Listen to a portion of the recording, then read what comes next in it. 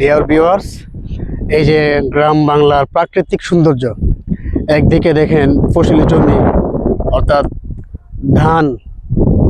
ধানের মাঠ, পরিপূর্ণ সবুজ, এবং দেখেন আমার আরেক পাশে দেখেন এইদিকে পাট ক্ষেত।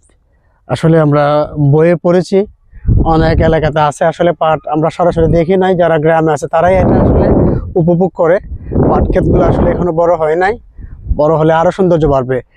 সারি সারি সারি সারি লাইন ধরে দেখেন একদম অনেক জায়গা ধরে আসলে এই পাট ক্ষেতের ওনারা আসলে যারা গ্রাম বাংলার কৃষক যারা আছে, কৃষকরা আসলে অনেক অনেক জায়গা নিয়ে অনেক বিঘা জমি নিয়ে আসলে তারা পাট ক্ষেত করেছেন। একদিকে পাট ক্ষেত আর একদিকে ধান ক্ষেত। এই যে গ্রাম বাংলার একটা সৌন্দর্য, প্রাকৃতিক সৌন্দর্য, এটি আসলে অনেক আনন্দের এবং অনেক ফিল করার মতো একটা বিষয়, যেটা শহরে আমরা আসলে পাই না। শহরে আসলে বিশাল বড় বড় অট্টালিকা আছে, কিন্তু আসলে এরকম প্রাকৃতিক কোলাহলমুক্ত একটা পরিবেশ আপনি কখনোই পাবেন না।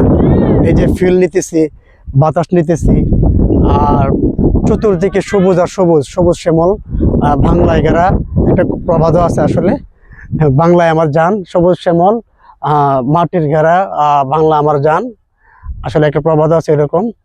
আমরা আসলে যারা শহরে থাকি আসলে তারা বিশাল বড় বড় অট্টালিকাতে থাকি, তো আমরা আসলে যানজট যুক্ত এলাকায় থাকি শহরে। এখানে কোনো যানজট নেই কোনো মানুষের কোলাহল।